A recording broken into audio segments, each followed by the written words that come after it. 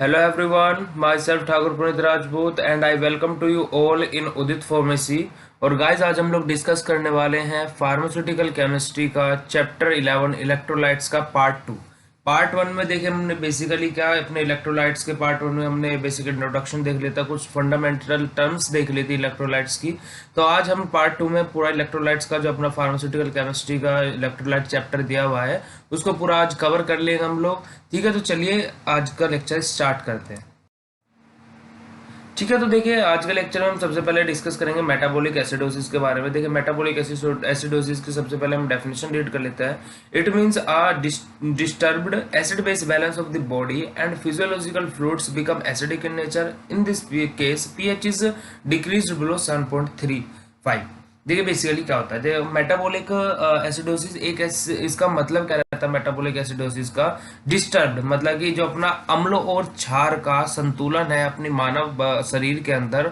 Disturb मतलब कि एक तरीके से उसके कार्य में विघन डालना या फिर उसको परेशान करना या फिर उसका संतुलन बिगड़ना। तो बेसिकली यही चीज है कि हमारा मेटाबॉलिक एसिडोसिस का मतलब रहता है कि जो अपना अम्ल और क्षार का संतुलन है अपने मानव जीवन के अंदर, उसके अंदर कुछ ना कुछ खराबी हुई है या फिर कुछ डिसबैलेंस हुआ है ना। मतलब कि बैलेंस नहीं रहा, वो अब डिसबैलेंस हो गया। ठीक है, संतुलित नहीं रहा।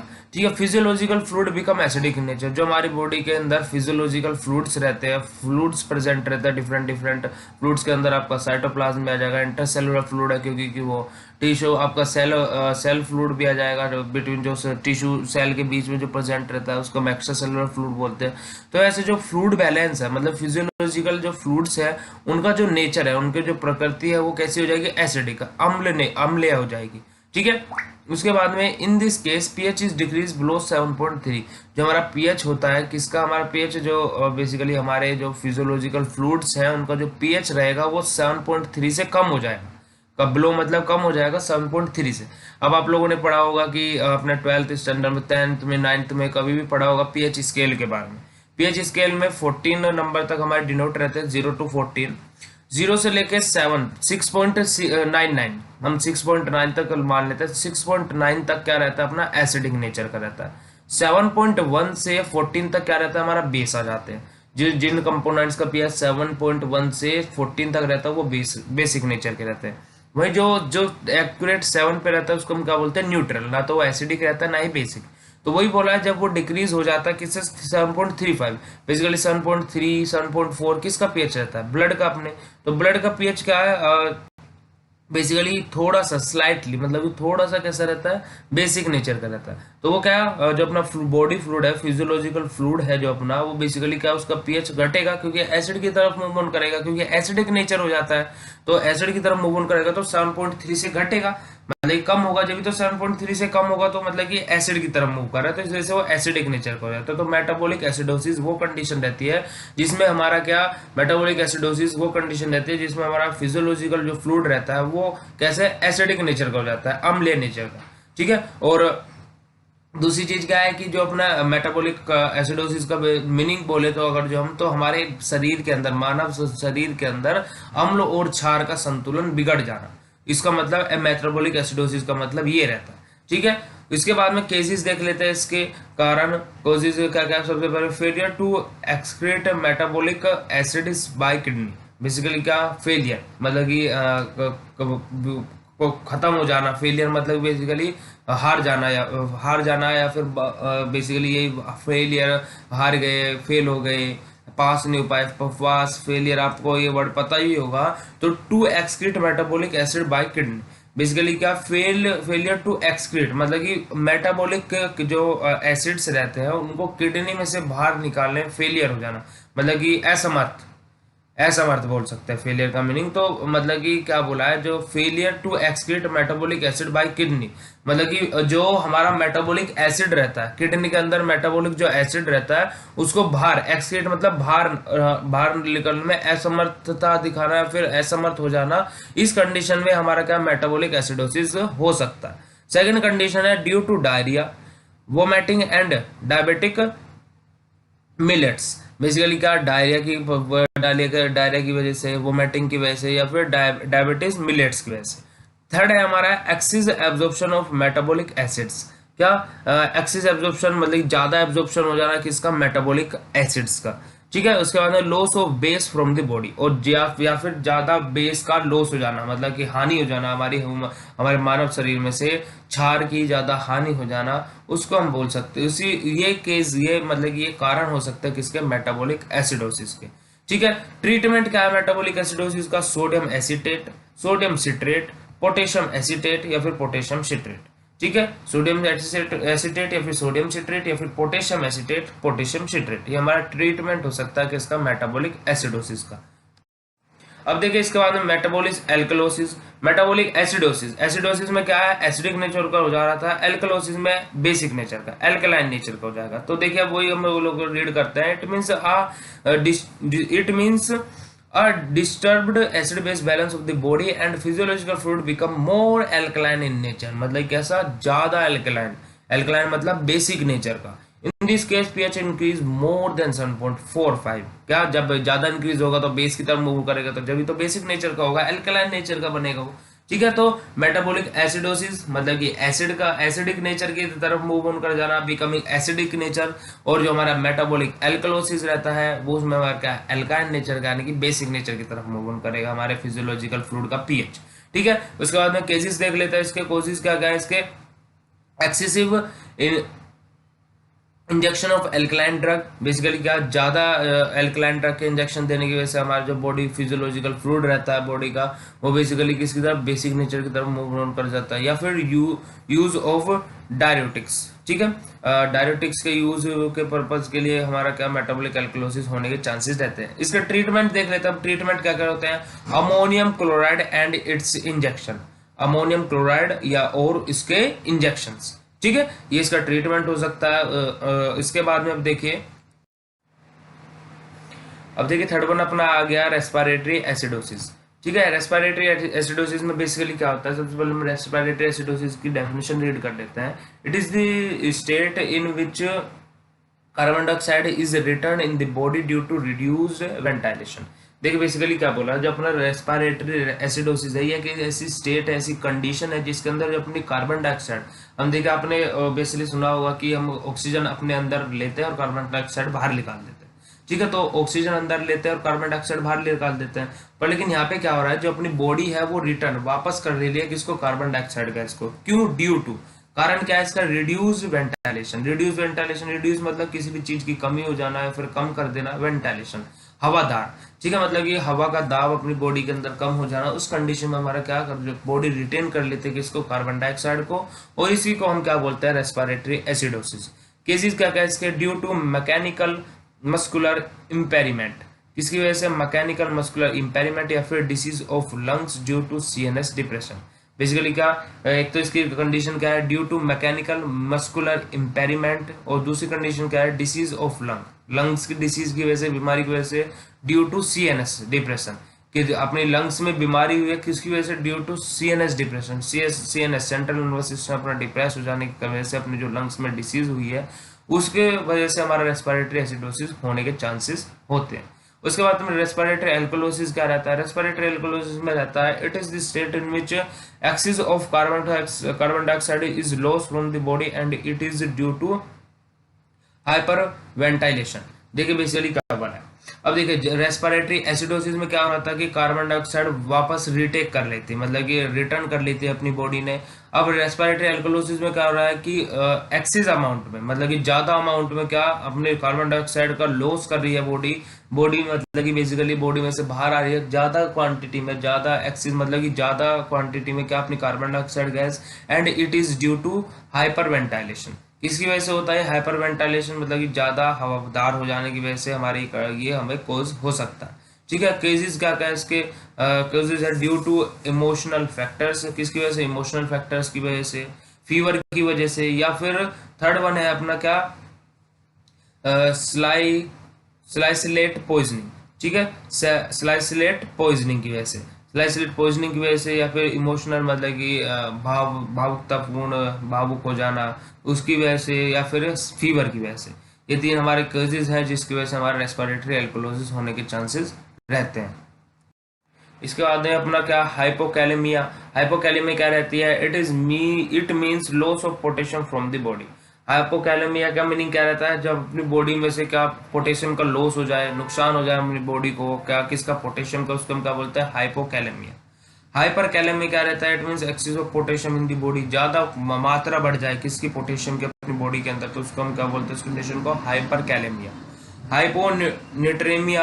हाइपोनेट्रेमिया क्या होता है, it means loss of sodium from the body. Hyponatremia का मतलब क्या रहता है कि अपनी बॉडी में से ज्यादा अमाउंट में क्या, सोडियम का लॉस हो जाना, उसको हम हाइपोनेट्रेमिया बोलते हैं।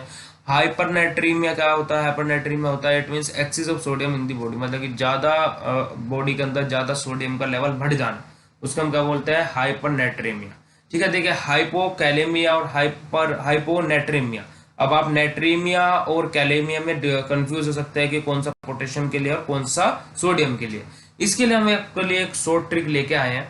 अब देखिए सबसे पहले आप यहाँ पे देखिए कैलेमिया, हाइपोकैलेमिया और हाइपर कैलेमिया, दोनों में एक ही वर्ड यूज हो रहा है, कैलेमिया तो बिल्कुल सेम है।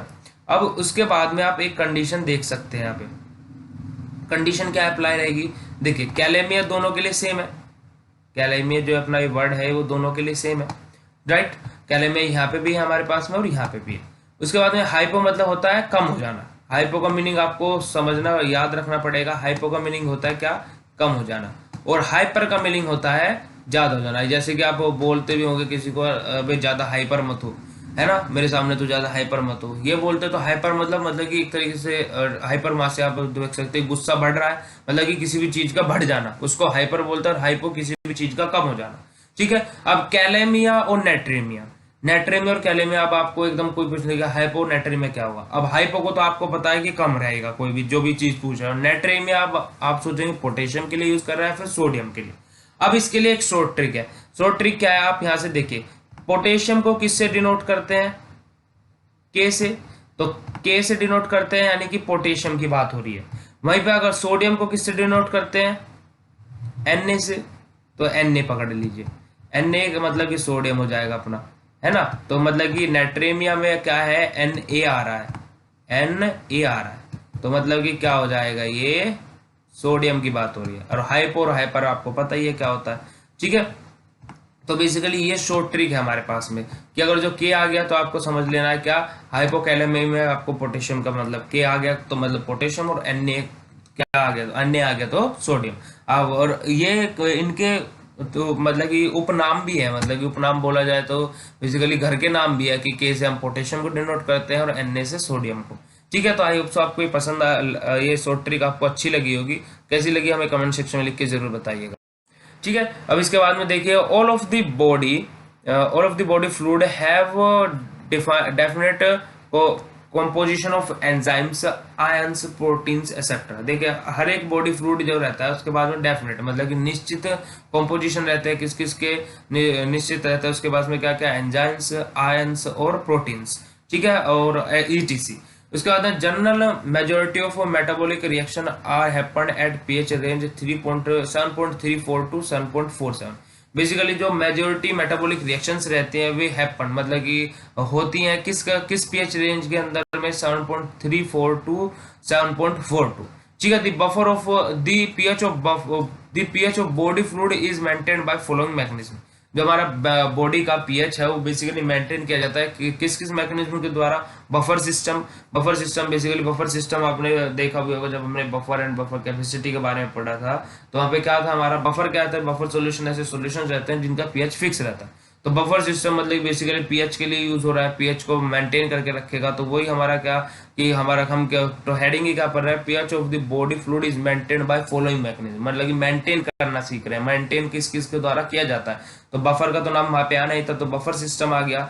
बफर सिस्टम की डेफिनेशन देख लेते हैं, carbonate buffer system and phosphate buffer system maintain acid base balance. Carbonate buffer system और phosphate buffer system, carbonate buffer system के बारे में भी हमने पढ़ा था और फॉस्फेट बफर सिस्टम के बारे में पढ़ा था, और वहां पे भी आपको बताया था कि दोनों के दोनों एसिड बेस बैलेंस को मेंटेन करते हैं, तो वही हमने यहाँ पे बोला जो अपना कार्बोनेट बफर सिस्टम है और फॉस्फेट बफर सिस्टम है, दोनों के दोनों मेंटेन करते हैं किसको, एसिड बेस बैलेंस को। They this system is mainly found in kidney and cells. Basically जो हमारा सिस्टम रहता है किसका, कार्बोनेट बफर सिस्टम और फॉस्फेट बफर सिस्टम, बेसिकली किसके अंदर पाया जाता है ये, या तो अपनी किडनी के अंदर या फिर अपनी सेल्स के अंदर। सेकंड है अपना protein buffer system. Protein buffer system में क्या जाएगा, protein are composed of amino acid which dissociate and give H positive and thus participate in buffering of the body fluid. Hemoglobin is the most effective buffer।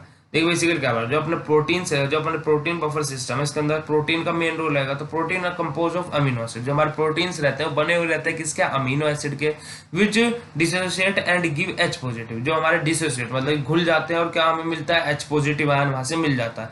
And 10 participate in buffering of the body fluid. फिर उसके बाद में क्या, participate मतलब कि हिस्सा लिया जाता है किसके अंदर, buffering of the body fluid, मतलब कि बफर की तरह एक बॉडी फ्लूइड के अंदर हिस्सा लिया जाता है जब हमारे H पॉजिटिव आयन रिमूव हो जाते हैं, गिव मिल जाते हैं हमें।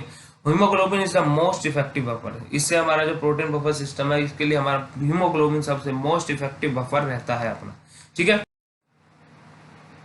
अब देखिए थर्ड वन आ जाएगा अपना रेस्पिरेटरी मैकेनिज्म। रेस्पिरेटरी मैकेनिज्म के अंदर क्या रहता है, the important pH control is through the control of respiratory centre. Basically क्या, देखिए रेस्पिरेटरी मैकेनिज्म में क्या रहता है, important pH control is through the control of respiratory, मतलब कि एक तरीके से हम पीएच कंट्रोल करते हैं, किसके कंट्रोल करने के द्वारा, किसको कंट्रोल करने के बाद में, रेस्पिरेटरी सेंटर, ठीक है। रेस्पिरेटरी सेंटर को अगर जो हम कंट्रोल कर ले, रेस्पिरेटरी मैकेनिज्म के अंदर अगर जब हम रेस्पिरेटरी सेंटर को कंट्रोल कर ले तो हमारा पीएच भी कंट्रोल हो जाएगा। इंपोर्टेंट पीएच कंट्रोल थ्रू मतलब कि ज्यादा जरूरी पीएच कंट्रोल अगर जो हम कंट्रोल कर रहे हैं तो किसके द्वारा करते हैं, हम रेस्पिरेटरी सेंटर के द्वारा, ठीक है। उसको कंट्रोल कर दिया जाए तो अपना पीएच कंट्रोल ऑटोमेटिकली हो जाएगा। When this centre is stimulated, अगर जो सेंटर जो हमारा सेंटर है रेस्पिरेटरी सेंटर है स्टिमुलेटेड मतलब कि कार्य क्षमता कर रहा है, फिर मशीन जैसे अपनी कोई मशीन वर्क करती रहती है, तो ऐसे वो अगर जो वो बेसिकली अपना वर्क फंक्शन कर रहा है, it altars the rate. Basically क्या अल्टर्स द रेट, जो उसका रेट रहता है बेसिकली उसमें क्या बेसिकली कुछ चेंजेस आते हैं, बदली जाती है उसकी रेट को। देखिए basically when this centre is stimulated, अगर जो सेंटर स्टिमुलेट किया जाता है तो बेसिकली क्या अल्टर द रेट मतलब कि बदलाव आते हैं उसके रेट के अंदर, किसके अंदर, अपने जो रेस्पिरेटरी सेंटर जो पीएच है उसके अंदर कुछ ना कुछ चेंजेस आते हैं, क्योंकि हमें इसके पीएच को कंट्रोल करना है। या तो वो इनके अगर पीएच बेस की तरफ मूव ऑन कर रहा है तब कंट्रोल करना है, और एसिड की तरफ अगर जो मूव ऑन कर रहा है तब भी उसे हमें कंट्रोल करना है, ठीक है। The removal of CO2 from the body fluid leads to the change in pH of the blood carbonic acid. Basically क्या, जब हमारी बॉडी में से CO2 रिमूव होती है फ्रॉम द बॉडी फ्लूइड, किसमें से, बॉडी फ्लूइड के अंदर से, leads to the change in pH. Basically क्या उस टाइम पे हमारे बॉडी का पीएच जो रहता है वो चेंज होता है, ठीक है, of the body carbonic acid, किसके द्वारा, ब्लड कार्बोनिक एसिड के द्वारा, ठीक है। ये क्या हो गया हमारा रेस्पिरेटरी मैकेनिज्म हो गया। उसके बाद में रीनल मैकेनिज्म के अंदर क्या रहता है, kidney help to maintain normal pH of elimination of some of iron through urine.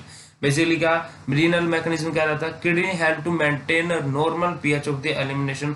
Basically क्या देखिए जो हमारे यूरिन के थ्रू एलिमिनेट हो रहे हैं, किडनी में से फिल्टर हुए, किडनी में से फिल्टर होने के बाद में जो एक्टिव आयन से या फिर इंग्रेडिएंट्स जो अपनी बॉडी के लिए यूजफुल थे वो क्या बॉडी के अंदर दोबारा रीएब्जॉर्ब हो जाते हैं, और जो एक्स्ट्रा पार्टिकल रहते हैं वो अपने यूरिन के थ्रू बाहर निकल जाते हैं। तो वही बोला है, तो kidney help to maintain normal pH by elimination of, जो हमारी किडनी रहती है वो हेल्प करती है, मदद करती है किसको, मेंटेनिंग नॉर्मल पीएच, मतलब कि नॉर्मल पीएच मेंटेन करने में by elimination of some ions through urine, मतलब कि जो हमारे यूरिन के थ्रू कुछ आयन एलिमिनेट हो रहे हैं अपनी बॉडी के अंदर से, जो अपनी किडनी है वो मदद करती है उसको मेंटेन करने के लिए उसके पीएच को, ठीक है।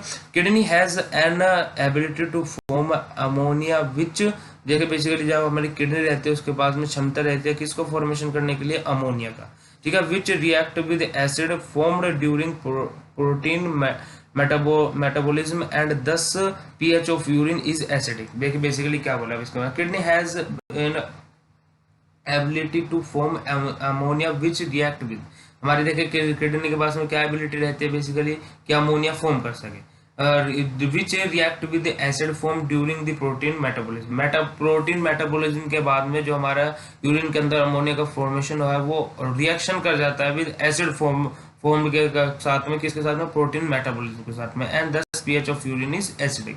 तो इसी वजह से हमारा क्या जो हमारा पीएच रहता है किसका, यूरिन का, वो कैसा रहता है, एसिडिक नेचर का रहता है।